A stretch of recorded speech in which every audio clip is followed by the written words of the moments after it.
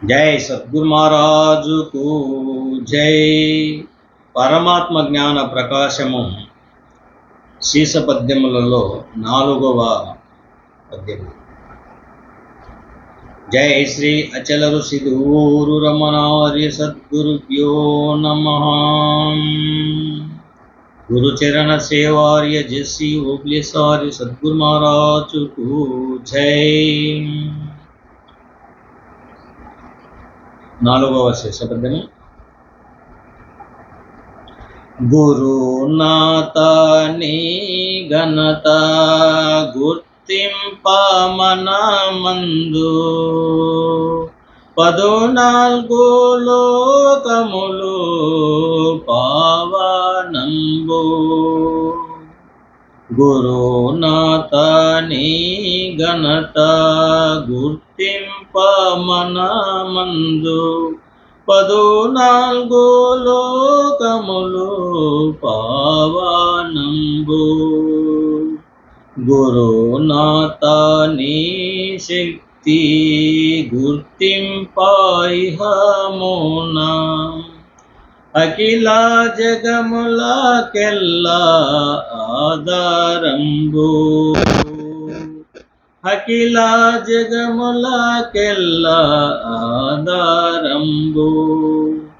గురునాథ నీ దివ్య గణరూపమును తెలియా సకల రూపులు నీకు స్వాధీనంబు. సకల రూపులు నీకు స్వాధీనంబు. గురునాథ నీ గుర్తు గను మహామహులకు నిదనున్న దోషములు నాశనంబు. నిదనున్న దోషముల్ నాశనంబు. గురుని గనుగొన్న భక్తులకు కొదవగలదే అలసటలు లేకయుండు. ఆరుడులగుచో అన్య భ్రాంతులు పుట్టవో అహర్నిశయములు. అన్య భ్రాంతులు పుట్టవో అహర్నిశయములు. సద్గురు స్వామి బుద్ధిలో సద్గురు స్వామి బుద్ధిలో శిరమగనుండు.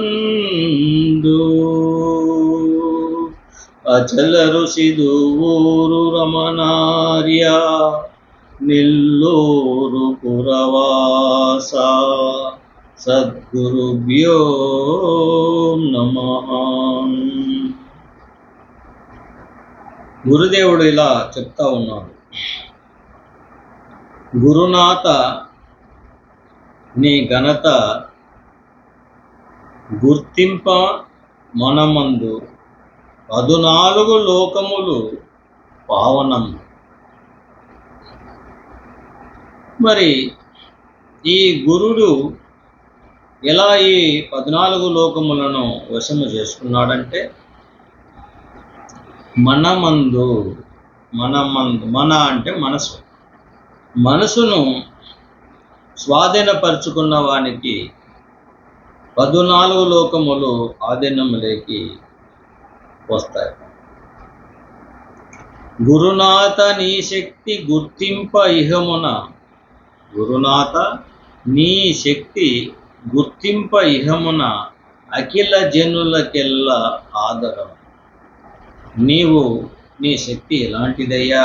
గురువు మహత్యం అనగా ఈ జగాలకెల్లా మనకు ఈ ఇహమున ఈ అఖిలము అనగా జగత్తులో ఈ జగములకెల్లా ఎవరు ఆధారము అనగా మనకు గురుదేవుడు.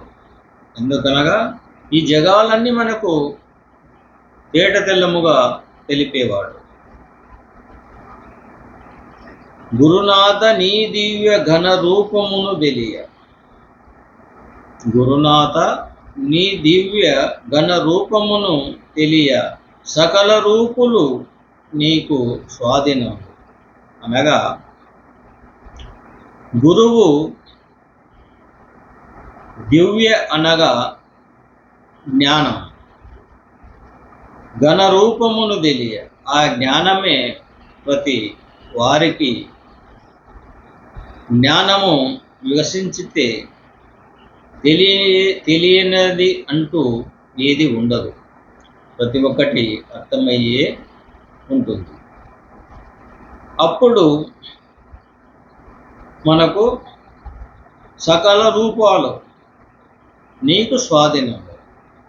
సకల రూపాలలో ఉన్న పరమాత్మ స్వరూపమే అన్ని రూపాలలో ఉన్నది కాబట్టి మనకు తెలియబడుతుంది. గురునాథ నీ గుర్తుగను మహామహులకు నిందున్న దోషములు నాశనం. ఆ యొక్క గురునాథ ఆ గురుదేవుని గుర్తుగను మనము ఎవరైతే నిజమైన గుర్తును కానీ గుర్తు లేని వారిపై గుర్తు లేని వారిమై ఆ మహామహులకు నిందున్న దోషములు నాశనం. నువ్వు చేసిన జనన మరణ ప్రవాహములో గత జన్మ కానీ ఈ జన్మ కానీ ఇంకా జరగబోయేది అన్నీ నీకు స్పష్టంగా తెలియబడింది. అనగా ఆగామి, సంచిత, ప్రారబ్ధం. ఈ మూడు ఎప్పుడైతే మనకు తెలియబడినాయో మనకు దోషాలు లేవు, పాపాలు లేవు, నాశనం అయిపోయింది, కాలిపోయింది. గురుమంత్రంలోనే కాలిపోయింది. అందుకు కాబట్టి గురుని కనుగొన్న భక్తులకు కొదవగలదే. గురుని కనుక్కోవాలి శిష్యుడు. ఎలాగా? ఆయన ఎన్ని 10 మాటలు మాట్లాడిన 10కి 10 నిజముండే గురువు కావాలి. అందులో ఒక్కటి కూడా జోడించినది కానీ తన అనుభవంతో అర్థం లేని పదాలు కానీ ఒక్కటి కూడా శిష్యునికి దొరికినాడంటే వాడు ఈ ప్రపంచంలో అధముడే, గురువు కాదు, రాజాలడు. వానికి లేనిపోని కర్మలు అంటుకొని ఉంటాడు. అందుకు కాబట్టి గురుని కనుగొన్న భక్తులకు కొదవగలదే. కొదవ ఉండదు అటువంటి గురువు ఉంటే. మన బ్యాంకులో ఎప్పుడు పుష్కలంగా ధనం ఉన్నట్టు, మన ఇంట్లో ఎప్పుడు ధాన్యము ధనము అని సమకూరి ఉంటే ఎలా ఉంటామో, గురుడు మనకు ఉంటే మన జన్మ పోవడానికి, బతకడానికి కావాల్సింది ధాన్యము ధనం, బాహ్య ధనము, జ్ఞానధనము. గురువు ఉన్నాడంటే ఆ ధనముతో మనకు అవసరము లేదు. ఆ పని లేకుండా చేసేవాడు. జనన మరణమే లేకుండా ఎందుకు మనకు అవి? అలాగా ఉన్నంత వరకు అవసరము, మనము పాపుకోవాలి కర్మ. అంతేగాని అన్య భ్రాంతులు పుట్టవు. అలసటలు లేక ఉండు. ఏం అలసట ఉంటుంది ఆయనకు? సుఖము లేదు, దుఃఖం లేదు, ఇంకెందుకు వస్తుంది? అన్య భ్రాంతులు పుట్టవు, అహర్నిశయములు లేవు. సద్గురు స్వామి బుద్ధిలో శిరమగుండు. ఆ గురుదేవుని యొక్క సంపద, ఆయన కరుణ, ప్రేమ, దయ ఎవరిపైన ఉన్నదో వారిపైన పరమాత్మ వెన్నుగాసుకొని ఉంటాడు, గురువు వెన్నుగాసుకొని ఉంటాడు. అటువంటి వారికి జనన మరణము కానీ సుఖ దుఃఖములు కానీ ఇవి అన్నీ సమానముగా ఉంటాయి. వాళ్ళు ఎన్ని రోజులు బతికినా వాళ్ళకు కష్టం అనిపించదు. దుఃఖం ఉంటే కదా కష్టం ఉంటుంది, సంతోషం ఉంటే కదా మరి దుఃఖం వచ్చేది. దుఃఖము సంతోషములోనే నయమై జన్మలకు కారణమై జీవుడు అల్లాడుచున్నాడు. జై సద్గురు మహారాజుకు జై.